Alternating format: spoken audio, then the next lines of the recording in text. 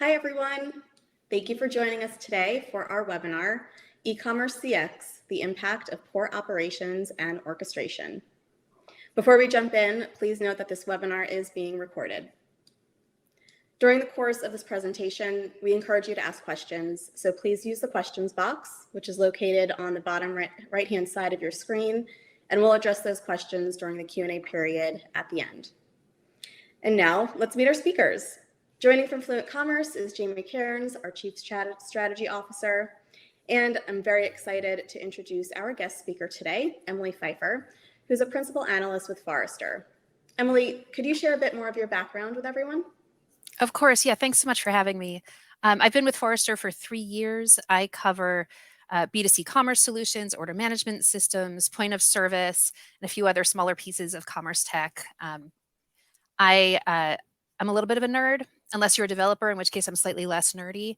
And before I was at Forrester, I was Vice President of Marketing and Digital for a brand manufacturer. I've been building and running digital businesses for decades, so I have all the same love and baggage that comes with having that kind of in my experience.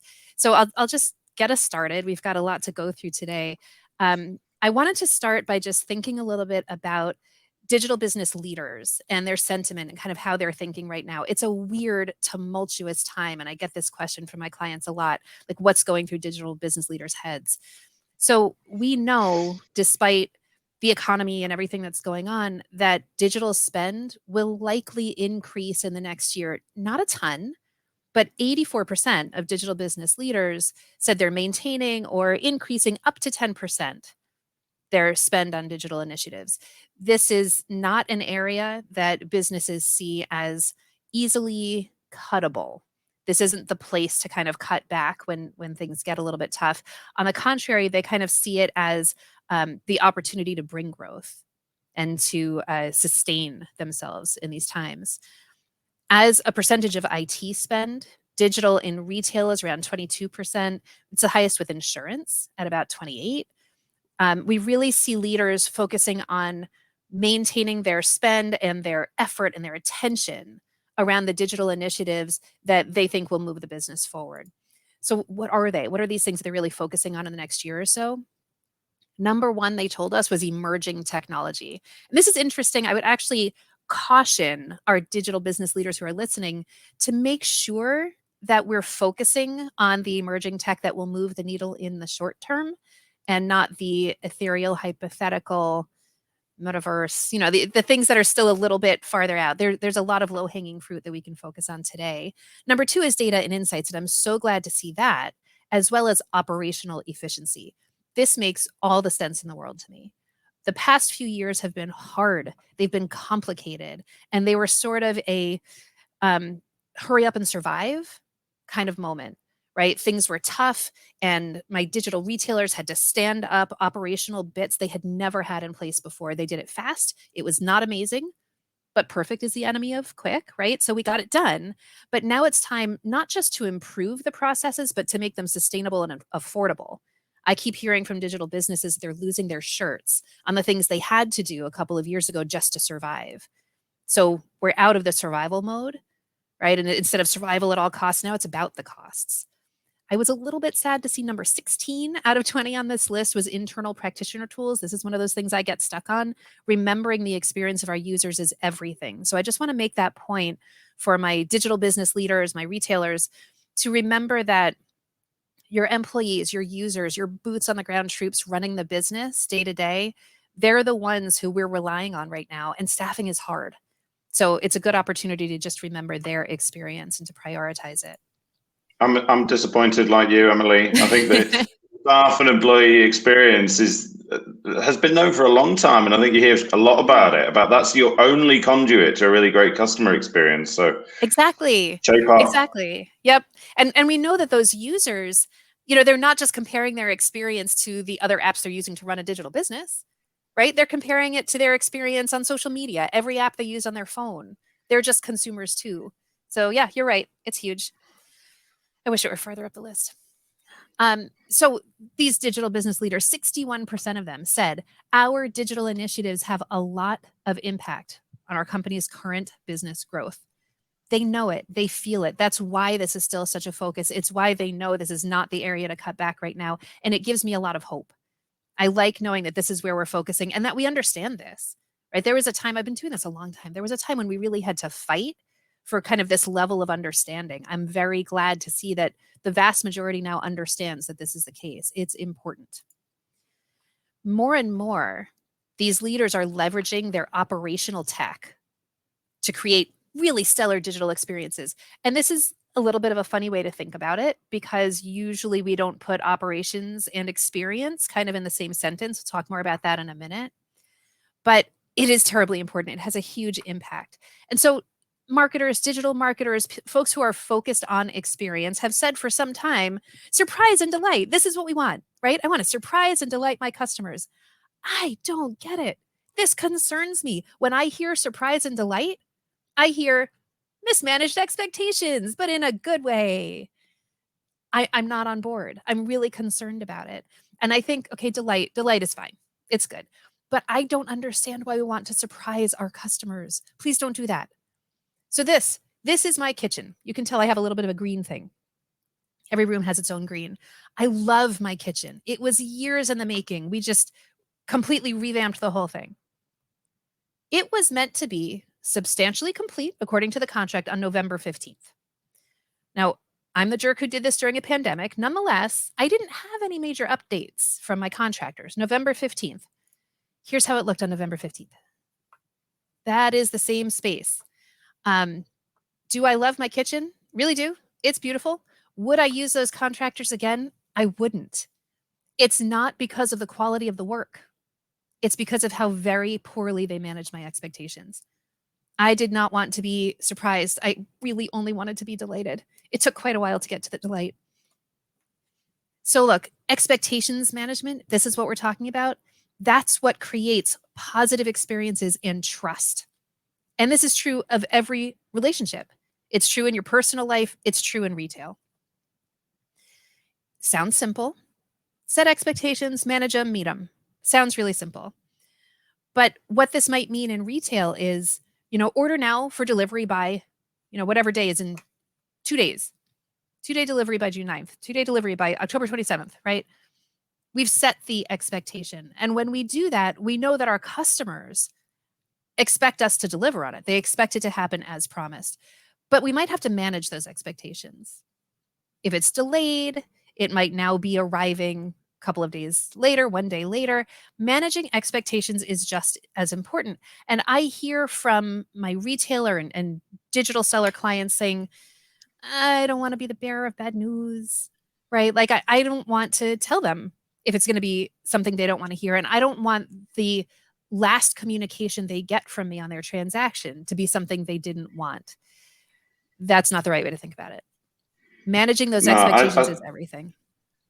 Completely, Emily. I spoke to one of the operations leaders from Goat, the sneaker marketplace or apparel marketplace, and their feedback was overwhelmingly positive when they communicated clearly, honestly, and transparently about the reasons for delays.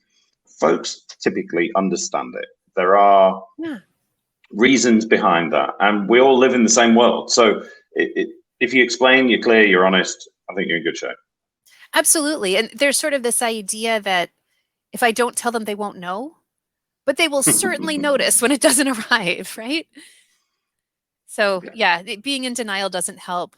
Consumers want the communication. They need those expectations managed. And then once we've managed them, once we know what will happen, we can meet them. We can say, here it comes. It's out for delivery today. It's been delivered. This is literally all it takes. Sounds simple. I know it's not that simple, but in a delivery experience, setting, managing, and meeting those expectations is everything.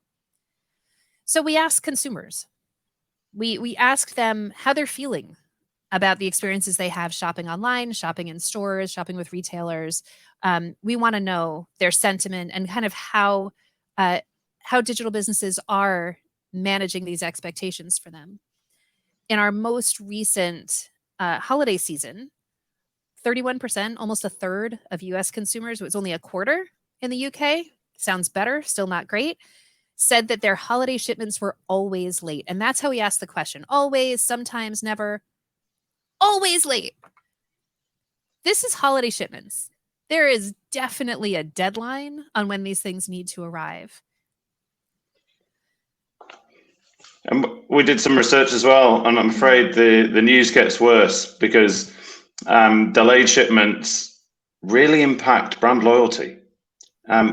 Even if the rational self is able to work out that it wasn't all down to the retailer, it is down to whoever you're shopping with. And sadly, that means you're turning your customers away by making those mistakes. Absolutely. Yeah. It's such a shame because there's so much work and expense in acquiring the customer in the first place. We're basically giving them away at this point. Not likely to shop again if the order's delayed. No lifetime value calculations required there. If you're a digital marketer, you feel it in the gut, don't you? Mm-hmm. Awful. So here's the customer life cycle. It kind of starts up in the top right with the pre-purchase process. It comes around to the left side with the post-purchase process, and hopefully it repeats if we've earned that loyalty over time. But I want to focus on this bit down in the bottom in the center, this initiate stage. So this is kind of the place in between the order confirmation and the order delivery. So in a physical store, it happens in an instant. It's just the checkout. And initiate in this case, because we're talking about, it's not a purchase, it's a customer life cycle. This is when they begin really interacting with our products. So in a store, you have instant gratification. I've purchased an item, I have it in my hand, instant gratification. Online, not so much. So the order is placed and the customer is actually at their most vulnerable. They have now committed. They've said, take my money. I've committed. I'm going to pay for this order, and I have nothing to show for it yet. This is a moment to reinforce that it was the right decision, to add value. I see so often the upsell in this moment, and as a consumer, it gets to me. I just got a request to leave a review for an item I hadn't received yet. I was really tempted to leave that review. Listen, I don't even know. It's invisible. Yep. So managing this moment, that post-purchase, pre-delivery, initiate phase moment is everything. I've seen brands do a really nice job by obviously communicating and updating about delivery, but also things like sending really positive reviews about the product they already bought. Why not positively reinforce, right? I've seen products that are seasonal that you switch out, like bedding, where there might be a note saying, okay, it's spring. Here's how to store, clean and store safely your winter bedding. Something valuable, something interesting and interactive that doesn't ask anything more of the customer. Yeah, I think that's it. It's adding more value. The opportunity for service support is critical there, I think. Absolutely, yeah. And it's the relationship, right? It's not just about the transaction at that point. It's about the relationship. And we know that customers are often just disappointed during this phase. So we talked about that 1/3 to 1/4 who said their packages were always late. In the US, nearly half of consumers said they always purchase items online early, so they'll get them in time. So think about what that means over the holiday season. They are doing the work of the retailers. They're choosing to purchase their own items earlier than they think they should have to and not trusting the delivery estimates because they're so often wrong. That's terrible. Trust is everything. It's absolutely not convenience, is it? It's not. No, it's not convenience. And what a shame that they have to manage this themselves. They have to do the math. They have to figure it out. And it throws off timelines too. I've seen issues with retailers where consumers shopped early and then the big holiday discounts started. And they had lots and lots of returns or requests for amendments to the amount that they paid because they bought so early to stay ahead of it and then had missed the deals. It's really unfortunate. We see about half of US consumers saying that their pickup or curbside orders took longer than expected. So I really want to focus on this for a minute. Longer than expected. It was 43% also in the UK. So when we say expected here, it means one of two things. Either the retailer literally and directly set that expectation. Place your order now, it'll be ready for pickup within 2 hours. We see that kind of thing a lot. Or they didn't set it. Unset expectations does not let a retailer off the hook. It just leaves it up to the customer to pick. They made assumptive expectations and they weren't met.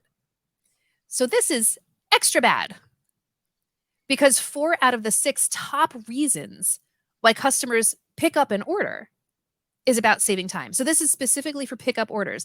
They say, I didn't want to go to the store if I wasn't sure it was there. I didn't want to waste time walking around the store looking for it. I just needed it in my hand as soon as possible. 4 of the 6 are about saving time. And then they got to the store and found that the pickup time was longer than it should have been, longer than they expected, or they didn't get the message and couldn't go yet because it took longer than expected. So this is just, when I say there's low-hanging fruit for digital businesses to focus on, this is exactly what I mean. These are the experiences that customers are having, and we can do better. And it's me, it's the purple slide, it's the bad news guy. Those expectations are extremely aggressive. Over half of folks expect to be able to pick up within 30 minutes, and nearly 60% within 2 hours. So we're not talking about, our expectations being at some point in the next couple of days. This is absolute immediacy and convenience that folks are looking for. And I understand it. Actually, I can probably accept more than that if I'm informed during my buying process, because I might not need it in that time, but left to my own devices, I'm excited. I've made that commitment to buy that you described earlier, and I want to go do it now. So setting those expectations is one thing. Setting those expectations within what we already consider to be the norm, or our own personal expectations, is even more important. Oh, for sure. Yeah, I really struggle with this one. I have my own expectations. And frankly, as a consumer, I feel like retailers have trained me to have them. There are certain retailers who always say, place your order online for pickup within 2 hours, right? And I expect it. I found myself recently calling one of those retailers to say, you close in 30 minutes. I ordered an hour and 45 minutes ago. Should I get in the car? Right? I really needed it tonight. I had time in the 2 hours. I got it. I got it that night, but it was right up against it. And I was so afraid that it wouldn't come. And I hadn't gotten any message to the contrary. So that's a time of uncertainty. And I've been trained to expect 2 hours and to question whether it will happen, because there have been a number of times when it hasn't. Right. So it's the difference between the expectation and the actual delivery and what we're trained to expect as consumers. It's really interesting. And you have a more sophisticated understanding than most of those processes. Oh, yeah, so you know to check and you know to suspect. Most people probably take that at face value, or don't want to pick up the phone. It's 2022. Most people don't want to pick up the phone today and go check on this stuff.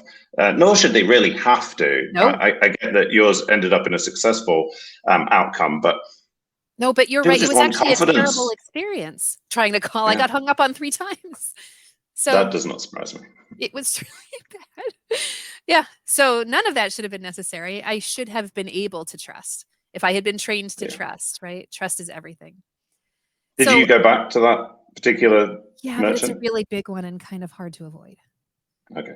I'll think twice, and I don't think I would rely on them for the time crunch purchases again. Right. So, yep. Good question. So retailers say to me, okay, but I shipped it on time. I did my job right. It's the carrier that caused the delay. Is that different? Does it matter? It's not my fault. No, I'm so sorry. I totally get it. Nothing you can do. The problem is your customer has no relationship with the carrier. They didn't choose them. They didn't pay them. They chose you. They paid you, and you set their expectations. It doesn't really matter whose fault it is. It's your relationship with the customer. It's your promises that set their expectations, and you are singularly responsible for those results. It's just the way it is. For me, it's the same as the experience with a staff member in store. The brand can't say, "Oh no, that was just Bob. Bob's grumpy." Nope. Right? I mean, it's part of the brand. And I get efficiencies, outsourcing logistics is totally understandable. Do it, right? But it's part of your brand. It's part of the customer's experience for sure. It is, and those promises, delivery expectations are set by the retailer and have to be. They must be. So this gets, you're not the only one with the bad news. It gets worse. Promises, the promises you make your customers, they perceive that as your values.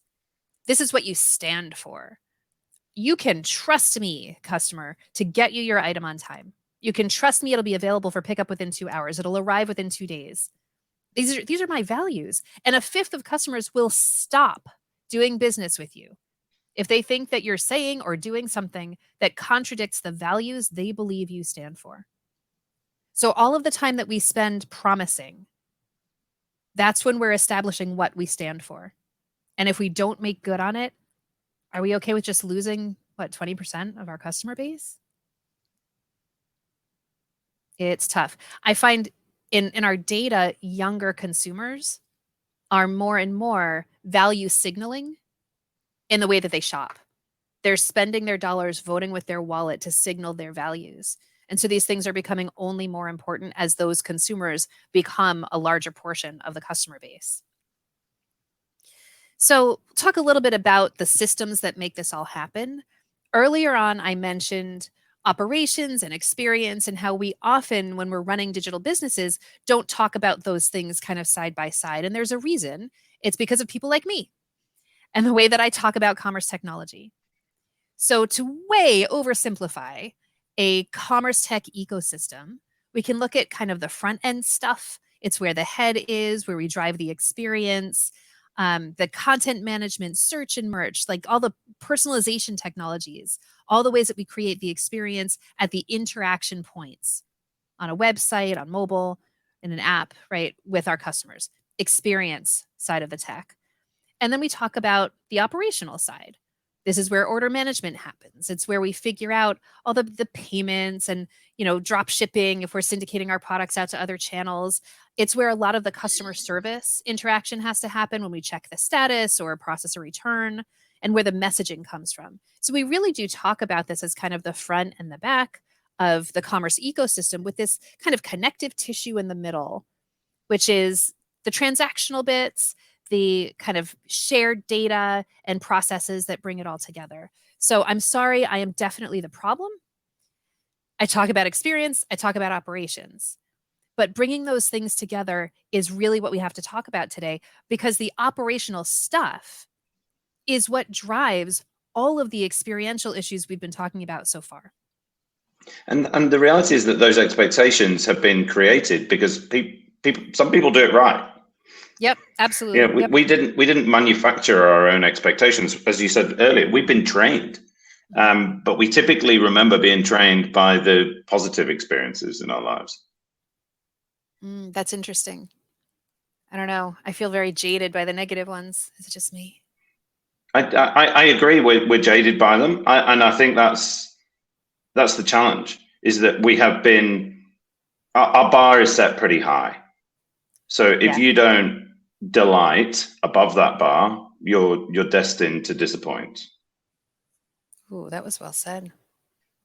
Yeah, I mean, we know that consumers don't expect every retailer to be Amazon. So free shipping is more important than fast shipping. We know that. But it's a matter of the promises the retailer makes themselves, right? And delivering on those. So here, 65% of US consumers said, yep, it's important for me to see product availability in the store when I'm on the website. I might go into the store, I might order now for pickup, I might order for shipping, but I want to see what's available in the store. And this is a number that's been going up year after year after year. This is just kind of a normal expectation at this point. If there are stores near me, I want to be able to check the availability. But this is hard to do. In order to serve this, we have to know where the customer is so that we know what stores are near them. We need to know the inventory availability. And I know my retailers, it's hard. It's hard to know what's in a store. Pre-pandemic, it was worse. Most of us have caught up to some degree by now. But stores are not warehouses, and they may not have a receiving process like a warehouse does. We know what we sent to the store. We don't know what's in the back room, what's on the shelf, what's walking around in a cart. It's really complicated, but we need to know. We need to know the number of units available to sell in the stores in close proximity, and then we have to display it in near real time on the website. And this is one of those really important points that I need to make for my customers who have been at it for a long time, who might be in B2B or more industrial areas, or who just have kind of self-built a lot of their order management functionality. It's the serving it in near real time where it kind of breaks down if we don't have a dedicated cloud-based OMS, because this is milliseconds. This is the moment when a customer is adding to cart, when they're considering buying, when they're most likely to abandon their cart. And if we can't serve this in milliseconds, we will lose them. 68% said, I want to know the estimated date and time of arrival before I place my order. So when is the order going to come? There was a time when we could kind of go chugga and do like a batch process, maybe even overnight, and send a note saying, hey, here's when it's. Now they want to know pre-purchase before they place the order. To serve I'm surprised it's only 68%, Emily. I was too. But okay. But 60, but again, going up and up and up. So we have to know where they are. We have to know what inventory we have, and not just near them. Because depending on how our routing logic is set up, we might prioritize, for instance, shipping complete. And so all 4 items maybe have to come from the other side of the country so that it's in one box, right? We need to know the carrier methods, the routing logic. It's now running pre-purchase, again, in near real time, in milliseconds. How long will it take me to pick and pack it? How long will it take in transit? Are there known exceptions? And then we just have to show it to them on the website kind of immediately. It's really hard, and it's just what consumers expect us to do now. Yeah, we've moved a long way from go click on the delivery and returns section of the site to find out it's 5 to 7 days. Mm-hmm. Yep, exactly. Yeah, so all of these scenarios, they're crucial to great customer experience. When we talk about expectations management, this is literally customers telling us what they expect. And they're all enabled by operational systems like an OMS. These things have to be in place, and they have to be integrated into the experience now. And it's not just for online purchases. I'm unwilling, and I'm sure 68% of the rest of the world at least is unwilling to take time out of our busy days to go and get something from a shop without knowing that they've got it. It's hard, as you said, but it's necessary, because you get hugely disappointed if it's not. I mean, I went into one of a retailer who will remain unnamed, and went in and said, I checked online, it said you had it, can you help me find it? It would have been better if I hadn't had to ask, but I did. They said, oh, you can't trust that. No. And coming back to that staff experience, the practitioner tools, their trust, their confidence in it, translating through. So like, I will not use that retailer again if I can avoid it. It's another one that you kind of can't avoid completely, but you won't the brand trust, will you? The brand's eternally damaged. I think trust has gone in waves. I mean, I wrote my university dissertation on the nature of trust in e-commerce a very long time ago. And it hasn't, it's gone in waves, but it hasn't changed. We do business with entities, people that we trust. And every time you erode that, you throw away some of the money you spent in getting my attention in the first place. For sure. Yeah, you're 68% here saying we'll check online. We have data saying 30% are less likely to go to the store at all if they can't find that inventory online. So they'll look online, and if it's just not available, they just won't go. A third won't go. Yeah, I think you have to have a very uniquely differentiated assortment in order to attract me to a store if you can't tell me whether you've got it or not, because the chances are I can go somewhere else that will tell me. Yep. That's fair. Yeah, incredible. So now that we've set the stage for all the things that really need to be in place, at Forrester, we looked at 60 major retailers. We wanted to know how they're doing against these expectations that their customers have of them. So we found that a whole lot of them are just not there yet. So 45% of retailers, they offer a concrete date of arrival for shipped orders, or like a date when pickup will be available if it's a pickup order. 45%, not terrible, not amazing. 30% gave a generic range. So this is what you were saying when you go to kind of the shipping page, it would say, well, most orders will ship within 5 to 7 days or something like that. It's not amazing, but 30% at least told us something in the order confirmation message. So again, this is after an order has been placed, and this is the best that we could do. Now on the PLP and the PDP, PLP, for folks who don't know, is the product listing page. This is a category page or search results, and PDP is the product detail page. It's the page from where you would add to cart, right, where you see the product details. 63% of retailers will let customers filter products by store availability. So when you're on the website in search results or browsing categories, you can say, yeah, show me only the products that are available in stores near me. Remember how many customers are checking online first before they go into a store. Remember, they want to make sure that it's there before they go. I was just shopping yesterday with a retailer, and I was complaining to my husband about it because I had to click on every single product page. I had to click the check store availability link. I had to put my zip code in again, and then I had to see if it was available. It didn't remember where I was, and it didn't let me filter by it at all. And I knew I was going to pick up the order. So all of those extra steps just to find out I couldn't get half of the items that I wanted. Once on that product detail page, 62% show expected pickup timing. Not bad. But only half enabled customers to add items to their cart as pickup. So some don't enable splitting the order between different types of pickup, right? I want to pick up the ones I can, ship me the rest. Some retailers don't enable that. That's a mistake. And if I can't add it to my cart as a pickup item and I know I need to pick that thing up, I might just stop. I might just not complete my order at all. And only 10% actually told me how many were available on the PDP. This is understandable to a point. Not every retailer needs to list the quantity. But if it's party supplies, and I know how many guests I have coming, if it's decking screws, and I know how big my project is, you know, there are some products where if I can't see the quantity and confirm that there will be enough to suit my need, I won't go and I won't trust. So what do? How should we leverage our operational tech to set and manage and deliver on expectations for our customers? I'm going to take us through some steps. I acknowledge that it's not as easy as this, but this is where we need to start. This is what will make it happen. So the first is tuning up data across systems. This is huge. We can't skip this step. If we don't have accurate inventory counts, if we don't know exactly what is where, and ideally, if we don't even know where it is in the store, right? Sometimes we can lose a product. We don't realize there's an end cap display.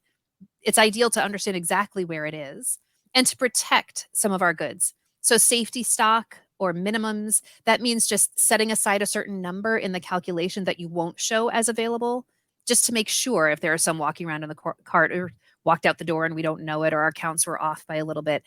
It's really, really terrible to take an order and then have to cancel it because you don't actually have the item.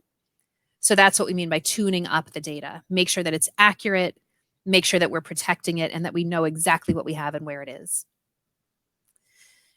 Number 2 is bringing the right systems into the right places within the experience.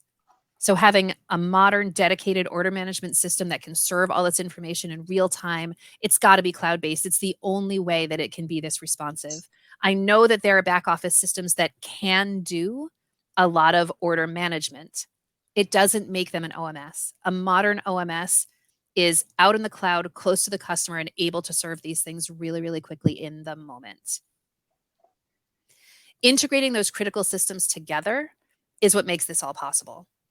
So you've got the inventory system of record that often isn't the OMS, but it usually feeds the availability into the order management system. Order routing and all of this logic tying into the transactional systems like commerce and POS, this is how we bring it all together. And without the integrations, bringing it into the right places, it's impossible. There was a time when OMS was considered a post-purchase technology. It is not anymore. It needs to be integrated earlier into the experience. And so bringing it in all the way forward into that experience, it means serving things like availability by location in all of the touch points, running that logic in real time, setting those delivery promises, because those are the expectations our customers will have for us in the end. This is everything. And just not being in denial, right? Understanding the reality of what we have and what we can do. Remember those customers who are buying early because they don't trust. It is better to be accurate than to make it sound more appealing. It's not a good idea to capture the sale on false promises that we can't deliver on. We'll get that one sale, we'll lose the customer.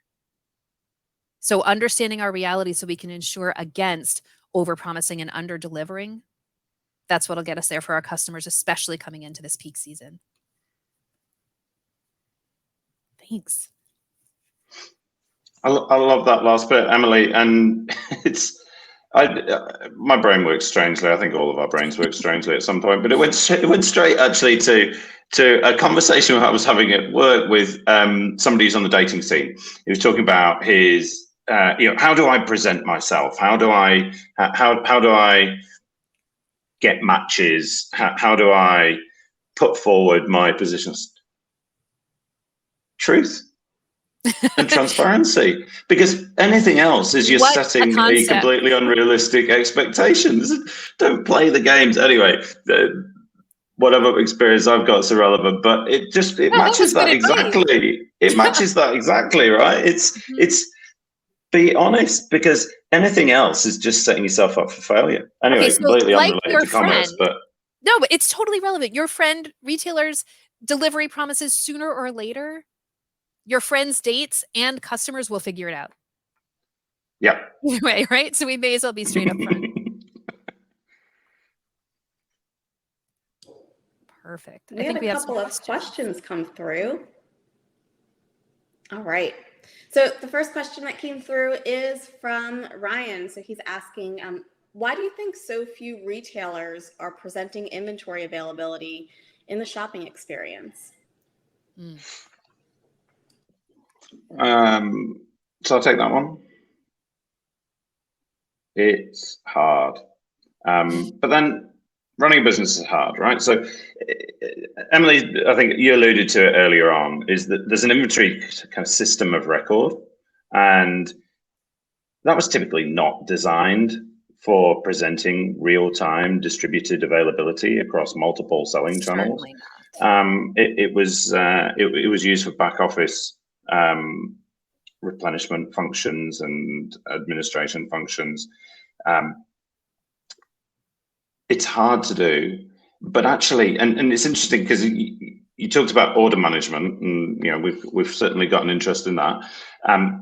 Almost everybody that we speak to is talking about order management as an inventory availability system. So it's a core function of the order management system to be able to go present that. I think most people aren't doing it because they don't have the systems in place to do it. I think that people understand, because we're all shoppers as well as operators here. I think we understand that to do that would be valuable. We just don't necessarily have the system to do it. And lots of folks have, right? So as we said before, the bar has been set. So lots of folks have. They might have cobbled something together. They might have an order management system. They might be doing it in the commerce platform, but those all introduce complexities. What do you see in the clients you speak to, Emily? Yeah, I mean, honestly, your first answer is exactly the right answer. It's hard. It's really difficult to do. But I also think that sometimes we get a little bit stuck in the way that we've always done things, or we believe it's good enough. And when there are systems in place, as you said, that manage orders, we think that we're doing what we must. And it's a matter of education, of understanding. I mean, literally, the reason why OMSs exist is as a bridge to that back office, to kind of connect the digital experience with the stuff in the back office and ERP or whatever we're using that just can't get all the way forward into the digital experience. It's what they're for. So yeah, I think it's a combination of, it's really difficult. My flippant slides that I just went through, just tune up your data, right? It's much harder than it sounds, and I know it is. And frankly, we've got kind of a long history of doing things the way we've done it, which is never the right answer, but it's always a struggle for everyone getting out of our Indeed, own and way. Yeah. and we're, the technology industry is making it easier. Every new paradigm has been difficult at the start. And I think those that bring that history and baggage with them of pre-cloud systems, it was hard, but it's getting easier. And I think there are a large number of skilled practitioners out there who can consult to you and give you advice on how the best folks are doing it, because the best folks are doing it well. It's possible. Agreed. A couple other questions that came through, looking to get an answer for the next one. So how should organizations plan to be able to take advantage of promises? So I think the promises that we make and really being able to capitalize on them and plan to do a good job of delivering on them, it has to be collaborative. This is something that a lot of businesses struggle with because thankfully we have areas of ownership. That's great. But I see a lot of kind of isolation and siloing within big retail and digital business operations. And when that happens, we wind up with a few problems. One is competition. I mean, I see people who want credit for the digital order. They don't want the store to get credit for the order. When we have internal competition, it's not good. We should all be aligned. We should have the same goals. We want this many to come through the website, this many for pickup, this many for store. Everyone should be aligned to those goals. But it's also a matter of collaboration and ensuring that folks understand the impact that the work they do has on the greater organization and on the customer experience, right? It's really easy to see how someone who's responsible for the technical stuff that runs the routing logic might not understand the impact that work has on the end customer experience. So it's alignment, it's communication within the organization, and just making sure that the promises we make are something that will benefit us as a company because we do such a great job of delivering on them. Yeah, I think we should keep that specialization of labor between organizations rather than within organizations. The collaboration between teams is super important. The most successful projects or initiatives to improve on this experience started off with a bold leader. In the example that I'm thinking of, the CEO brought representatives from pretty much every division into a room to talk about how they were going to run a buy online, pick up in store process. And there were folks there who didn't know why they were there to start with, but it became very quickly evident to them why they were there. And great, tick in the box, they did it well, but it really highlighted to me that nobody necessarily knows this up front. So if I'm working in a warehouse, how do I know how that's relevant to me? Well, lots of the skills that I've developed within the warehouse could be applied into a store experience to ensure that folks are picking things quickly and they are available in those 30-minute or 2-hour expectations that folks have. So that there's transferability of information and knowledge within an organization. So I'm with you, Emily, the collaboration, but that collaboration needs some leadership because this isn't a series of disciplines that necessarily always collaborated.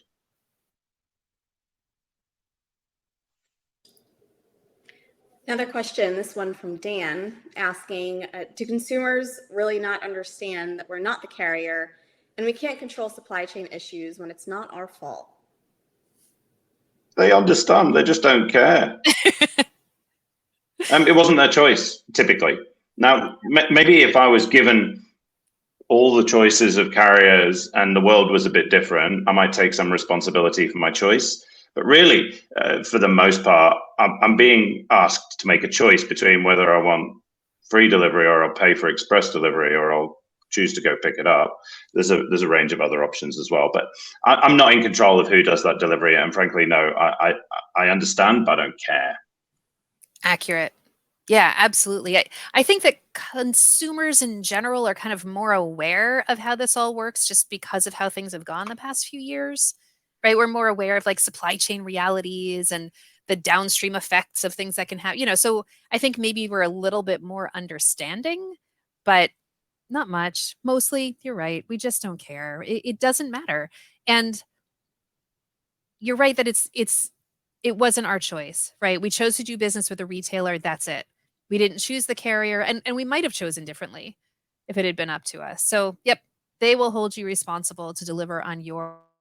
But just remember that that initial promise is not the end of the line, right? They'll hold you responsible to deliver and update and communicate. We know that in times of uncertainty, consumers actually want to hear more from the brands that they interact with. That was actually a little surprising to me. I think it was 70%. It was a big number of consumers said, yeah, when things are more dicey, and that might be, globally moments of uncertainty, or it might just mean I need it now, right? Those moments, they want to hear more. They want more communication, more clarity. So think of it as an opportunity. Being the one who delivered at least the right messaging at the right time and managed the expectations and was clear about what was happening, much better than being the one who just didn't deliver as promised, no matter whose fault it was. Thank you both. I think we have time for one more question. This one comes from Sarah asking, if I'm not doing these things today, where do I start first and how do I prioritize? Ooh, can I take this one? Absolutely. First, just start with the basics. Go back to the simplest thing that you can do now. It doesn't have to be the biggest. It doesn't have to be the biggest impact even. But what is the thing you can start with? If it's just delivery expectations and communicating about it, because you need time to figure out how to get your inventory accurate, how to get the right systems connected in the right places, that all takes time. But I bet that today, Sarah, you're communicating with your customers. I bet you're sending order confirmation messages. You might be sending some delivery confirmations or impending delivery or some sort of other post-purchase pre-delivery messaging. If you are, work with the system that you're using to send those and just start communicating better, more often, more accurately. It's just a place to start. I think pulling the inventory forward into the experience, giving customers more control, those are all really important things that you can do next, but you can't do it all tomorrow. So start with the basics, start with great communication and delivery expectations, work your way from there to a point of giving your customers all the visibility and all the control. And I bet if you do it in that order that you'll be able to show the impact that you're having over time and justify the more, frankly, expensive and intense projects moving forward. Yeah, I completely agree. And I have to be able to rationalize my own self and dispense with my shiny new toy syndrome. We've seen a ton over the past 5-10 years of new personalization tools, customer acquisition tools, conversion tools. They're all advanced the industry. I think over the past 18 months or so, consumers, the general public, are using phrases like supply chain. Mm-hmm. So get that stuff fixed, because that's where your expectations are set. That's where your ability to generate trust with your consumers comes from. Yes, we want to be wowed by the greatest experience, no doubt. This is not a either or. I think it's a relative importance thing. And I think at the moment, the world that we're in today, I think the relative importance swings towards certainty, trust, the ability to deliver on your promise. So it's not about making a fancier promise. The low watermark is already pretty high, right? So most online experiences are already pretty good. I don't think we're craving a fancier gizmo on the website. We're craving certainty. So I think that's where you start. To your point, Emily, it doesn't necessarily mean it's easy, but it's incredibly valuable, and it's been neglected for too long. Agreed. Certainty. Great way to put it.